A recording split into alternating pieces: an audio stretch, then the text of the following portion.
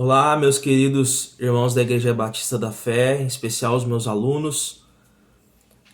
Que Deus os abençoe. Estamos aqui mais um domingo, infelizmente ainda de quarentena, mas felizes porque é dia do Senhor e podemos celebrar a nossa rica esperança na ressurreição de Jesus Cristo e adorá-lo e bendizê-lo juntos, embora separados fisicamente, mas juntos em espírito, cada um em sua casa, o adorando e o servindo da melhor maneira possível.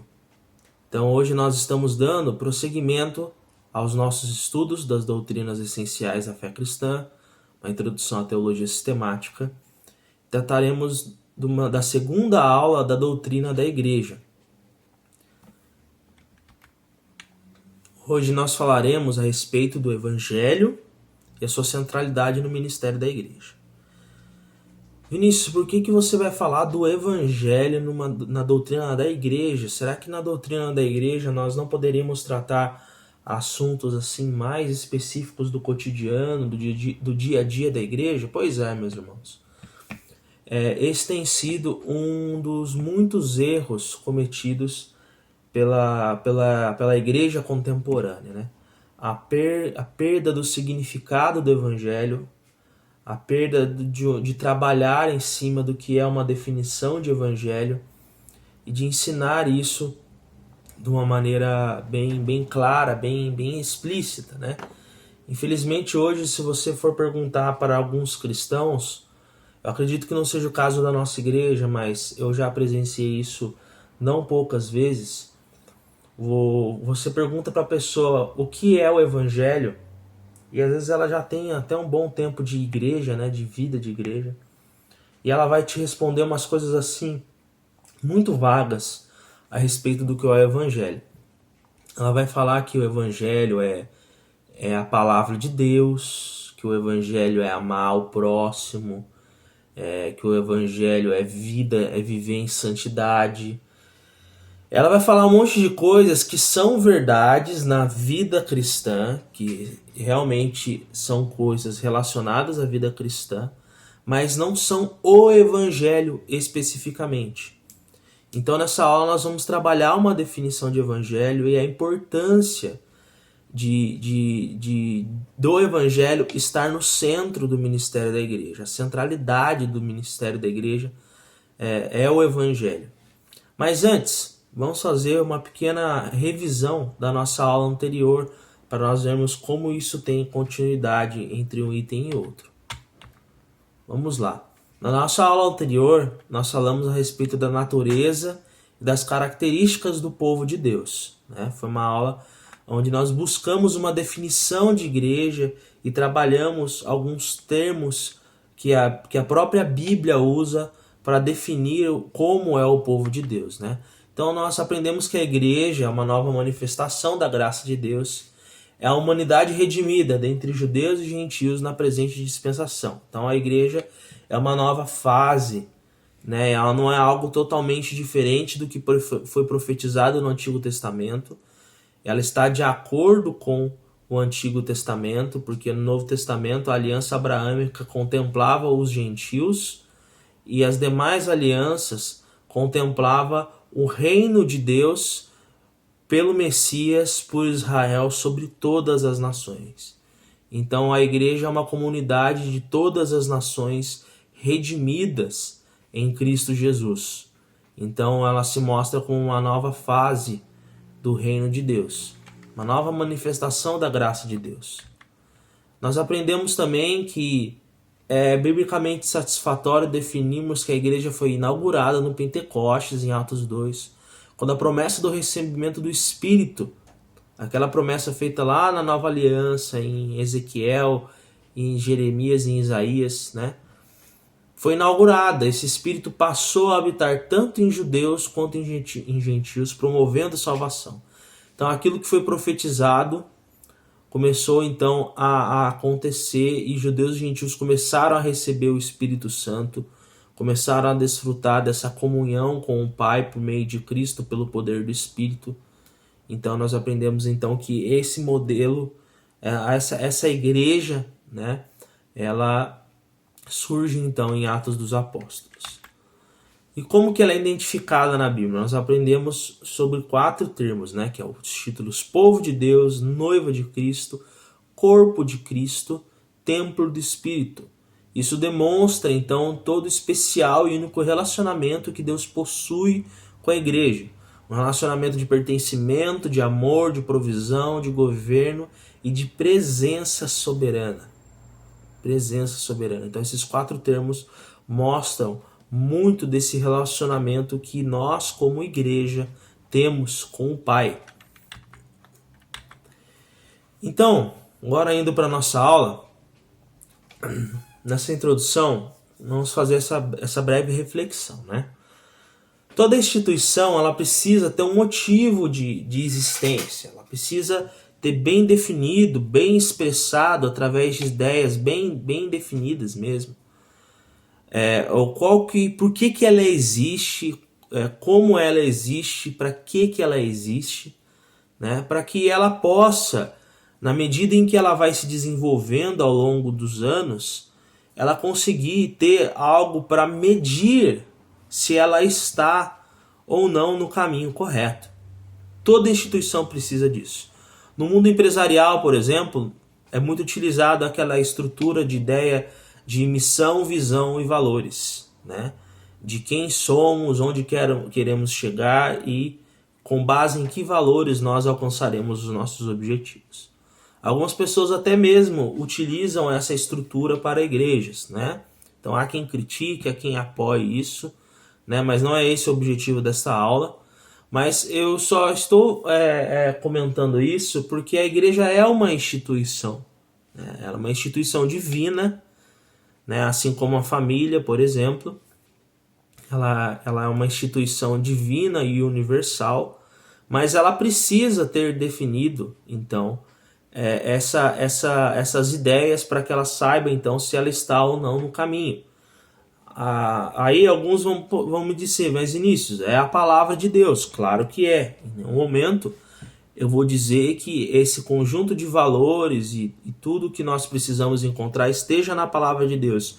Mas a palavra de Deus é algo que é muito amplo, né? De Gênesis a Apocalipse nós não temos somente o assunto da igreja, né? Nós temos vários assuntos colocados de maneira histórica, né?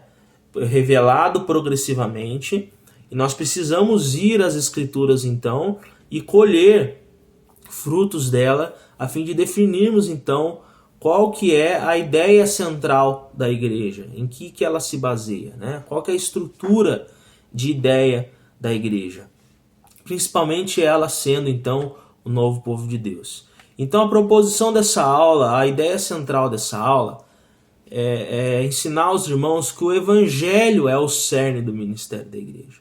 O evangelho é essa ideia, o evangelho é esse assunto que mede a igreja, é esse assunto pelo qual a igreja fica em torno e trabalha por ele, e essa é a pauta da igreja, a primeira pauta. O evangelho é o cerne do ministério da igreja. Então, para defender isso com os irmãos, para ensinar isso para os irmãos que o evangelho é o cerne do ministério da igreja, eu vou estar respondendo, então, desenvolvendo 3 perguntas, né? A primeira é definirmos o que é o evangelho. Como falado no começo da aula, muitas pessoas não sabem explicar ao certo, de uma maneira biblicamente satisfatória, o que é o evangelho, né? Então nós vamos buscar através de 2 textos, porque há muitos textos, tanto no Antigo quanto no Novo Testamento, que utiliza o termo boas novas, né? No Antigo Testamento, e evangelho no Novo Testamento, também há o termo boas novas no Novo Testamento. Então, nós precisaríamos de algumas aulas para trabalhar todos os textos, mas eu vou trabalhar 2 textos do apóstolo Paulo, em Romanos e em 1 Coríntios, onde ele nos dá pistas assim bem explícitas de como nós podemos definir o evangelho, né? Depois nós trabalharemos a relação do evangelho com a igreja, né? Será que o evangelho foi algo dito para pessoas e para indivíduos somente, para que eles somente como indivíduos desenvolvam o evangelho, creiam no evangelho e preguem o evangelho. Não, há uma relação do evangelho com a igreja, algo especial entre o evangelho e a igreja. E o evangelho no centro do ministério da igreja. Vou falar a respeito da centralidade do ministério do evangelho no ministério da igreja. A importância de vermos e de trabalharmos desta forma. Pois bem, primeiro ponto então, o que é o evangelho? Embora nós não tenhamos detalhadamente uma única passagem sobre o que seria o evangelho, nós temos dois textos que buscam definir ele de maneira bem explícita, né? Bem explícita. Não há todos os assuntos nesses dois textos, mas já deixa claro já o principal do evangelho, as ideias principais que quando você for evangelizar uma pessoa, você precisa chegar a esses assuntos, né? Então hoje vai ter até aplicações para o evangelismo. Os irmãos vão poder compreender onde que você precisa delimitar o assunto quando você está evangelizando uma pessoa, né? Romanos 1, de 1 a 4. Então vamos ao texto então. Vamos abrir as nossas Bíblias em Romanos 1, de 1 a 4.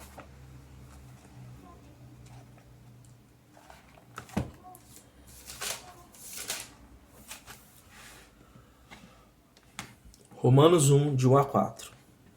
Carta de Paulo aos Romanos, um tratado teológico, escrito, uma defesa a respeito da justificação pela fé somente, tanto para judeus quanto gentios, e os benefícios dessa justificação, e como a igreja deve viver essa justificação pela fé. Então, começando no capítulo 1, ele fala assim, versículo 1. Paulo, servo de Jesus Cristo, chamado para ser apóstolo, separado para o evangelho de Deus, o qual, então aqui, esse o qual é um pronome relativo, né? Que explica então o que é esse evangelho de Deus, né? Esse qual aqui não está falando dele mesmo, não está falando de Jesus, ele está falando do evangelho de Deus, né? O qual foi por Deus outrora prometido por intermédio dos seus profetas nas sagradas escrituras, com respeito a seu filho, o qual, segundo a carne, veio da descendência de Davi, e foi designado Filho de Deus com poder, segundo o Espírito de Santidade, pela ressurreição dos mortos, a saber, Jesus Cristo, o nosso Senhor. Então, nós aprendemos em Romanos 1, de 1 a 4, acerca do Evangelho, que o Evangelho não é um assunto totalmente novo, não é um assunto que nasce no Novo Testamento. Ele é um assunto prometido desde o Antigo Testamento. Nós, agora que temos o senso pleno das Escrituras, temos toda a revelação, já conseguimos perceber que desde ali de Gênesis 3:15, né, a promessa que o descendente da mulher pisaria sobre a cabeça de Satanás, nós já vemos ali uma pista do Evangelho, né? Algumas pessoas chamam aquilo de proto-evangelho. Vemos depois o primeiro sacrifício, onde Deus mata um animal para fazer vestes para Adão e Eva. E assim, vários insights a respeito da redenção começam a ser desenvolvidos, a aparecer no Antigo Testamento e a serem desenvolvidos. A ideia de um rei da tribo de Judá termina então em Gênesis, e depois durante toda a Bíblia você vê Deus intermediando as suas promessas, né, através de muitos homens, e mostrando como que ele cumpriria todas essas promessas feitas ao povo de Israel e para todas as nações por meio de Cristo Jesus. Então, o Evangelho, essa boa nova de que alguém virá para nos salvar dos nossos pecados, nos salvar das consequências da queda, é algo já prometido desde o Antigo Testamento. Então, nós precisamos entender isso, que o Evangelho é algo que já estava ali a partir de Gênesis, né? E também o Evangelho é acerca de Cristo, a sua humanidade como filho de Davi. Então o Evangelho precisa falar de Cristo, né? O Evangelho é o próprio Cristo. Cristo, ele é o cumprimento de tudo aquilo que foi prometido no Antigo Testamento. Então Jesus Cristo, também uma forma de definir é que Jesus Cristo é o Evangelho. A pessoa de Cristo é o Evangelho, e nós precisamos entender a necessidade de deixar bem claro isso, de que ele é humano e divino. Então ele é, com respeito, no versículo 3, com respeito a seu filho, qual segundo a carne veio da descendência de Davi. Porque foi isso que foi prometido no Antigo Testamento. Não foi prometido de que um anjo viria do céu, um ser celestial e que permaneceria celestial aqui na terra, e ele iria vir e restaurar todas as coisas. Não. Foi prometido realmente a alguém da descendência de Davi. Então Jesus vem, Deus que se faz homem, ele encarna, né? No princípio era o Verbo era Deus e o Verbo estava com Deus. Então ele já estava com Deus desde o princípio, mas ele se fez carne e habitou entre nós. E também é acerca de Cristo, a sua divindade como Filho de Deus com poder. Então, quando falamos do Evangelho, nós precisamos falar que Jesus é Deus, ele é o Filho de Deus com poder. Ele é investido de autoridade. Então o Evangelho fala acerca de um Messias prometido no Antigo Testamento, fala acerca dele ser humano, dele ser divino, e de que ele morreu e ressuscitou pelos nossos pecados e é Senhor sobre todas as coisas. Então, a mensagem acerca do Evangelho fala a respeito do senhorio de Cristo sobre todas as coisas, como nós podemos ver nesse versículo, né? A saber, Jesus Cristo, o nosso Senhor. Então, em Romanos 1, nós já temos isso, que o Evangelho é acerca de promessas do Antigo Testamento, acerca da divindade de Cristo, da humanidade de Cristo e do senhorio de Cristo. É o Filho de Deus com poder. E o segundo texto, um pouco mais completo, né, que se complementa, se encaixa perfeitamente com esse, está em 1 Coríntios 15. 1 Coríntios 15, de 1 a 8. Vamos ler então. Irmãos, venho lembrar-vos do Evangelho que vos anunciei, o qual recebestes e no qual ainda perseverais. Por ele também sois salvos, se retiverdes a palavra, tal como vou-la preguei, a menos que tenhais crido em vão. Antes de tudo, vos entreguei o que também recebi, que Cristo morreu pelos nossos pecados, segundo as Escrituras. Perceba então que ele faz esse enunciado a respeito do Evangelho que os coríntios receberam, né? Que foi anunciado por Paulo, né? Que eles perseverem nesse Evangelho.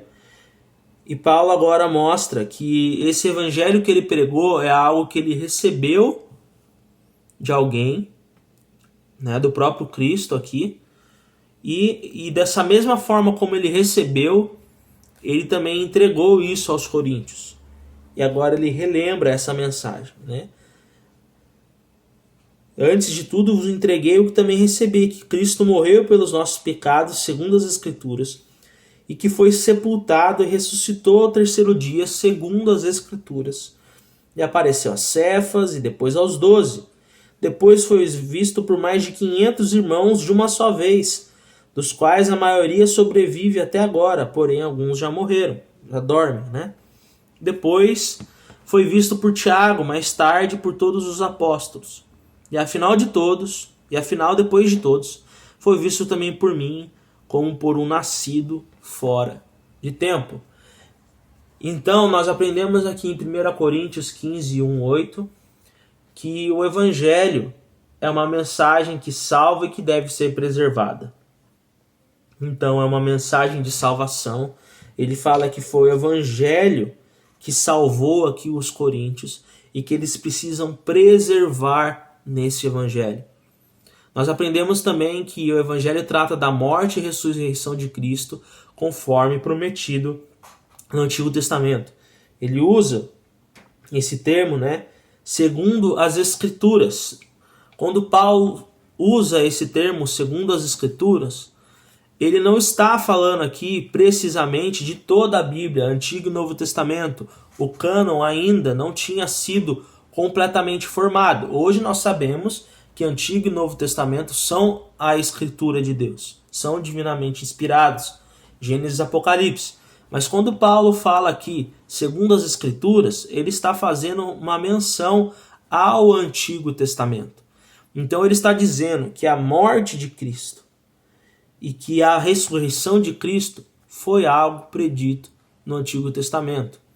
Um bom texto para nós vermos a respeito disso, né? Nós não trabalharemos ele nessa aula, mas você pode ler depois na sua casa para você ver como era declarado essa mensagem da morte e ressurreição do Messias. Isaías 53.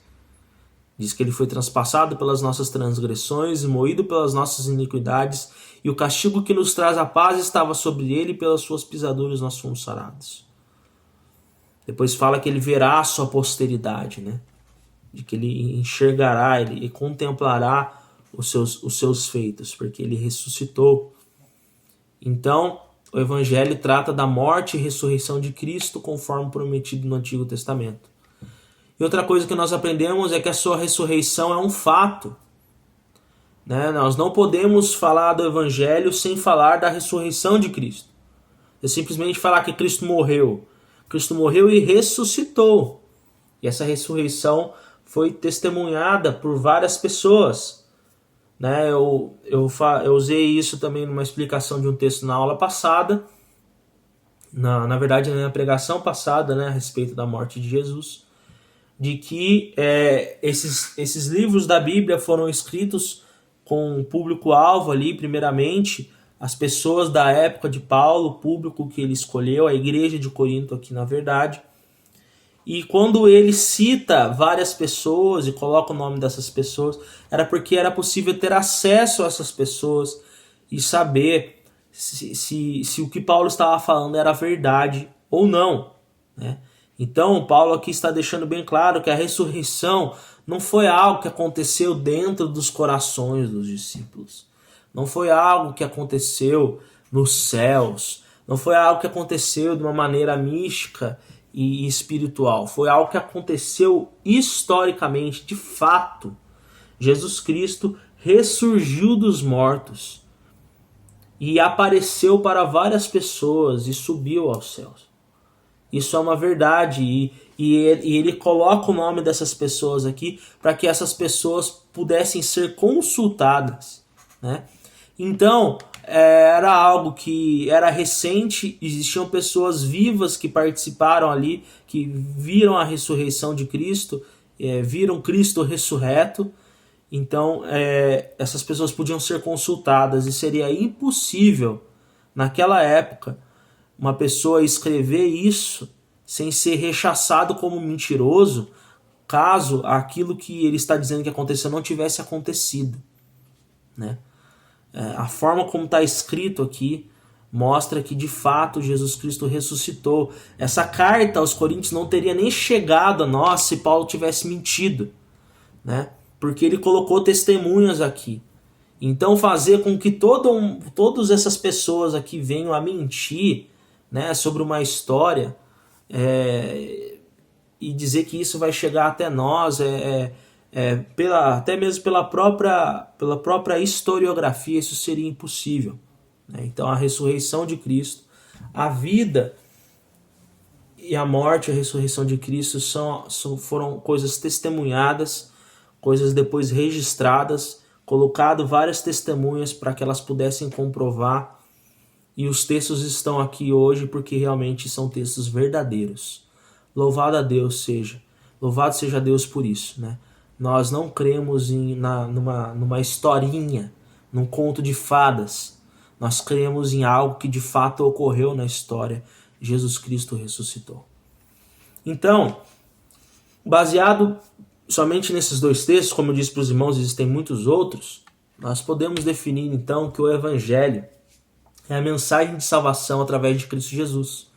Deus que se fez homem, que morreu na cruz pelos nossos pecados e ressuscitou dentre os mortos e vive eternamente. Nós precisamos deixar bem claro isso, que o Evangelho não é sobre aquilo que você precisa fazer para ser salvo. Não é sobre aquilo que você, como salvo, precisa fazer.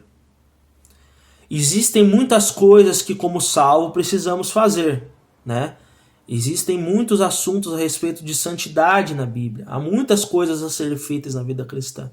Mas o Evangelho não é sobre isso. O Evangelho é sobre aquilo que Deus fez em Cristo Jesus pelos nossos pecados. O Evangelho é sobre Cristo somente e a sua obra redentora. O Evangelho é sobre isso, é a manifestação da graça de Deus por meio de Cristo Jesus. Há uma notícia ruim, que nós estamos perdidos em nossos pecados e que há um grande juízo que nos espera. Porém, o Evangelho traz essa mensagem de salvação de que Cristo Jesus veio para nos livrar dessa tão grande condenação. E morreu pelos nossos pecados e ressuscitou e vive eternamente. Meus irmãos, isso precisa ficar bem declarado, isso precisa ficar bem claro. Quando as pessoas perguntarem o que é Evangelho, você não pode responder outra coisa a não ser isso. Cristo morto e ressurreto pelos nossos pecados. Os outros assuntos das Escrituras são tão importantes quanto, mas o Evangelho é Cristo morto, crucificado e ressurreto, vivendo para todo sempre. Isso é o que significa o Evangelho. E essa é a bandeira da igreja. Agora nós vamos ver então qual que é a relação do Evangelho com a igreja, né? Definido então o que é o Evangelho. As boas novas preditas no Antigo Testamento, elas são reveladas em Cristo. Surgiram então uma nova comunidade de judeus e gentios que creem em Cristo, creem no Evangelho. Romanos 1,16.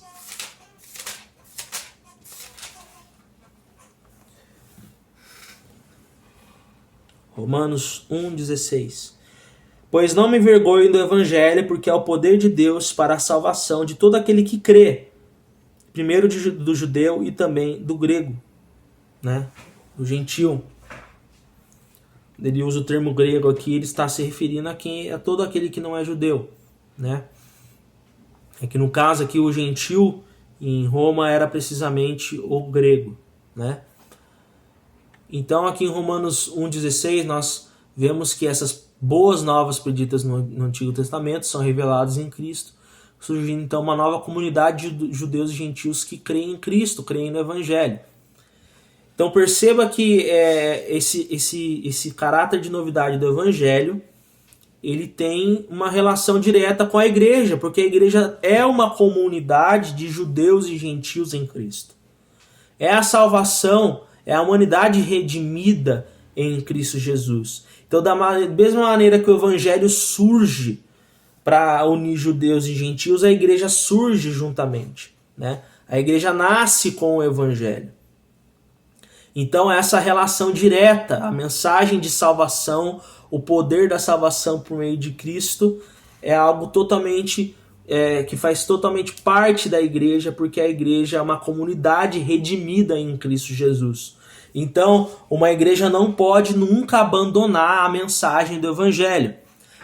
A igreja não pode levantar bandeiras outras que não o Evangelho, porque ela nasceu do Evangelho e deve viver para o Evangelho.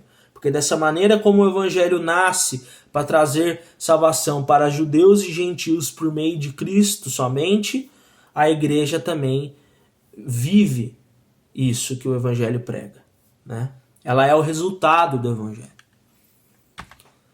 A igreja é o fiel depositário do Evangelho, qual foi conferido a nós e dura para sempre.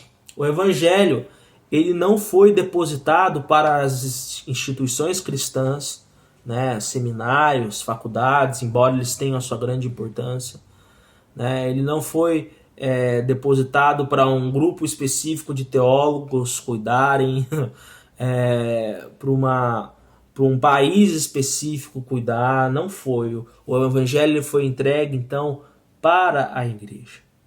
A igreja é quem recebe o evangelho e é quem cuida e é quem defende o evangelho.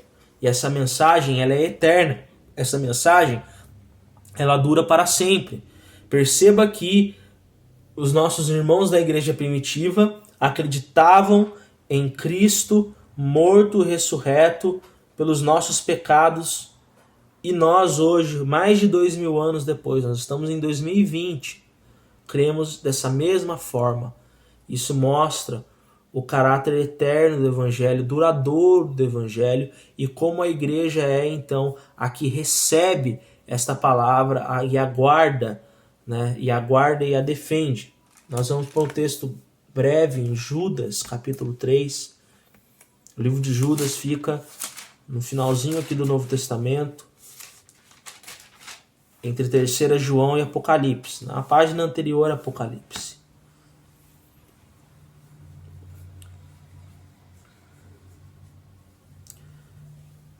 Amados, quando empregava toda a diligência em escrever-vos acerca da nossa comum salvação, foi que me senti obrigado a corresponder-me convosco, né?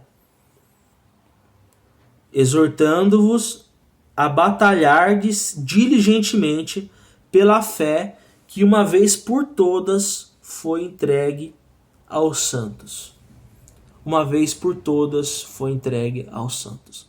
Então essa mensagem de comum salvação é algo que a igreja deve batalhar por ela, né, de maneira diligente, e essa mensagem já foi dada, né? Essa mensagem não está sendo dada, ela já foi dada. E aqui no versículo 4, ele fala o motivo dessa batalha, e de que essa batalha precisa ser diligente, né? Ele explica isso. Pois certos indivíduos se introduziram com dissimulação, os quais desde muito foram antecipadamente pronunciados para esta condenação, homens ímpios que transformam em libertinagem a graça do nosso Deus e negam o nosso único soberano e Senhor, Jesus Cristo. Perceba aqui que já ali desde o início da história da igreja, o evangelho já estava sendo pervertido. O evangelho estava sendo esvaziado.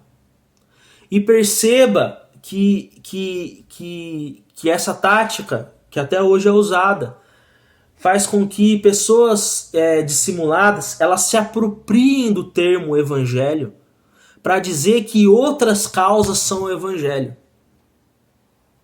Que outras coisas que muitas das vezes são até importantes são evangelho. Não são. São coisas importantes, mas são outros assuntos. Eu bato nessa tecla. Desculpe se eu estiver sendo repetitivo. O evangelho é Jesus Cristo morto e ressurreto, morto pelos nossos pecados e ressurreto vivendo eternamente. É a mensagem de que ele nasceu de uma virgem, viveu uma vida sem pecado, morreu na cruz pelos nossos pecados e ressuscitou ao 3º dia, está à destra do Pai e reina sobre tudo, sobre todas as coisas.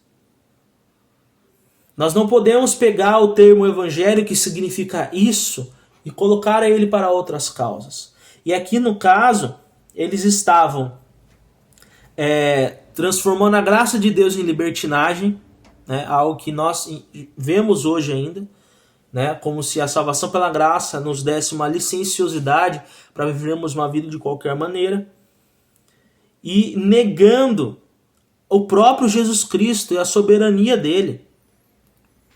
Né, o assunto principal do evangelho, que é Cristo, estava sendo o quê? Retirado, estava sendo esvaziado. Então perceba que nós precisamos batalhar e viver numa definição correta de evangelho, porque a todo momento estão se apropriando do termo evangelho para outros fins que não o próprio evangelho. Então a igreja é o fiel depositário do evangelho, ele é conferido a nós, ele dura para sempre. Nós precisamos trabalhar nisso com base no evangelho. E o evangelho progride por meio da igreja, que coopera para seu esforço, sofrendo, defendendo e confirmando o evangelho. Vamos para Filipenses.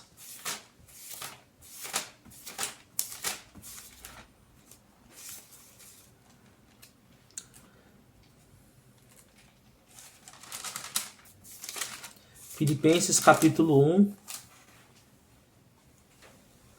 versículo de 1 a 7. Paulo e Timóteo, servos de Cristo Jesus, a todos os santos em Cristo Jesus, inclusive bispos e diáconos que vivem em Filipos. Graça e paz a vós outros da parte de Deus, nosso Pai e do Senhor Jesus Cristo. Eu dou graças ao meu Deus por tudo que recordo de vós, fazendo sempre com alegria súplicas por todos vós, em todas as minhas orações, pela vossa cooperação no Evangelho desde o primeiro dia até agora. Estou plenamente certo de que aquele que começou a boa obra em vós há de completá-la até ao dia de Cristo Jesus. Aliás, é justo que eu assim pense de todos vós, porque vos trago no coração, seja nas minhas algemas, seja na defesa e confirmação do Evangelho, pois todos sois participantes da graça comigo. Então perceba que o Evangelho progride, essa obra do Evangelho progride, e progride por meio da igreja. A igreja coopera então para esse avanço. A igreja sofre, né, pelo Evangelho, se preciso for. Se nos obrigarem a dizer que o Evangelho é algo que não definido nas Escrituras, nós iremos sofrer, mas nós não iremos negar o Evangelho bíblico, o Evangelho correto, o Evangelho de Cristo. A igreja defende, a igreja confirma o Evangelho. Irmãos, isso é necessário, porque hoje nós vivemos um tempo onde há muitas narrativas de redenção, né? Narrativas de redenção são, na verdade, propostas outras de evangelho, propostas outras de boas novas, porque o evangelho significa o termo boas novas. Então, há muito sendo dito por aí de maneiras as quais a humanidade pode ser redimida, e principalmente através de ideologias políticas. Mas nós, crentes em Cristo Jesus, que temos a Bíblia como a nossa única regra de fé e prática, nós acreditamos que a boa nova, a redenção, só pode vir por meio de Jesus Cristo, que morreu pelos nossos pecados e ressuscitou ao terceiro dia. E nós temos que ir até o fim por essa mensagem. Até o fim. Então, meus irmãos, a respeito da relação do Evangelho com a igreja, nós aprendemos que o caráter de novidade e de um novo tempo no Evangelho, e sendo a igreja uma nova comunidade, uma nova fase da história da redenção, fazem com que igreja e evangelho caminhem juntos de maneira inseparável, sendo o evangelho a mensagem da igreja, a bandeira de paz e esperança que a igreja hasteia em meio à guerra em que este mundo sem paz e esperança vive. Essa é a relação. A igreja, ela tem que ter o evangelho no centro. Essa é a mensagem da igreja. Essa é a bandeira que nós levantamos. E você percebe que é isso que une todas as igrejas locais, né? Na próxima aula nós aprenderemos sobre essa distinção de igreja universal e igreja local, né?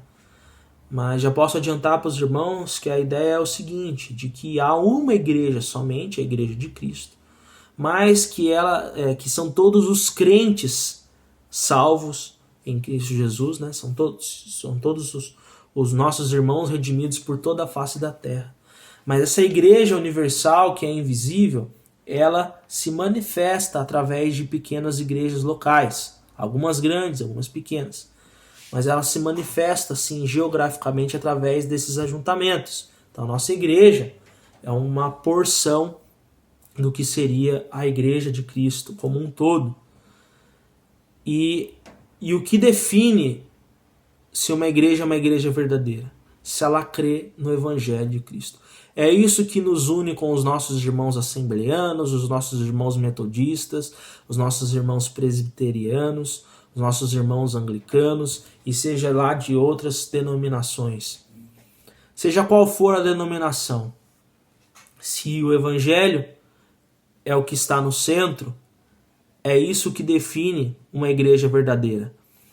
Há muitos outros assuntos que definem o que é uma igreja saudável, mas parte desse assunto que é o Evangelho.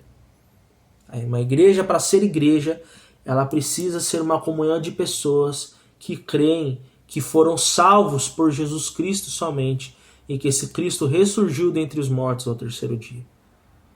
Então o Evangelho é a nossa bandeira. E o Evangelho no centro do ministério da igreja. A igreja se baseia, age, vive de acordo com aquilo que Cristo já fez. O seu poder de ação vem da cruz. Ela não é uma comunidade que vive buscando salvação. Nós não somos uma comunidade legalista. Um grupo de pessoas, e existem muitos grupos assim, né? Muitas religiões, até que se dizem cristãs, que são uma comunidade que se dizem de pessoas que estão buscando redimir a si mesmas através de boas obras, né? Mas não é isso. Não é essa o que a igreja deve buscar. Mas é uma comunidade que vive a salvação já conquistada por Cristo na cruz. Perceba isso, que isso precisa estar no centro da igreja. É uma comunidade que não busca a salvação por seus próprios meios. É uma comunidade que desfruta a salvação em Cristo Jesus. Desfruta a comunhão dos santos, aqueles que foram salvos por meio da morte e ressurreição de Cristo. E nós podemos ver isso em Colossenses 1, 13 a 14. Vamos abrir esse texto. Colossenses, se você estava em Filipenses, é só virar 1, 2 páginas. Colossenses 1, de 13 a 14. Ele nos libertou do império das trevas e nos transportou para o reino do Filho do seu amor, no qual temos a redenção dos pecados, a remissão dos pecados. Perceba que não fomos nós que pulamos das trevas para a luz. Foi Ele, Jesus Cristo. Ele nos libertou. O Pai nos libertou do império das trevas e nos transportou para o reino do Filho do seu amor. E em Cristo nós temos essa redenção. Então a igreja precisa estar centrada nessa mensagem da salvação em Jesus Cristo. E, gente, isso não é evangelístico somente. Muitas vezes nós pensamos no evangelho como algo com a porta de entrada. Mas não é, o evangelho é a nossa vida. O evangelho é a mensagem que nos salva e é a mensagem que nutre a nossa alma e nos encoraja para vivermos a salvação, para batalharmos e vencermos contra o pecado. É a declaração de que essa luta que estamos travando, ela já foi vencida por Jesus Cristo naquela cruz. Então a igreja é uma comunidade que vive a salvação já conquistada por Cristo na cruz. A importância do evangelho está na centralidade da igreja.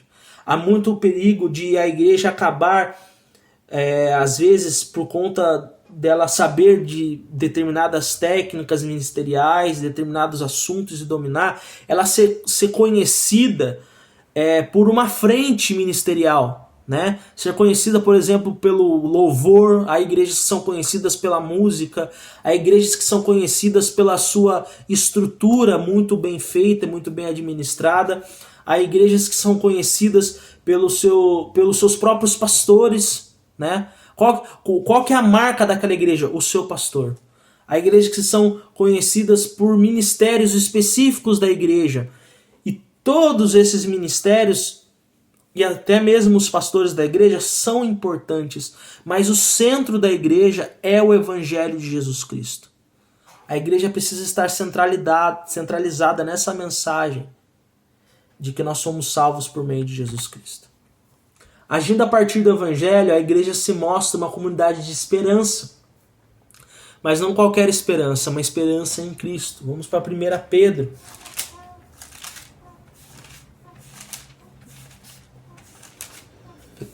1 Pedro 1:3.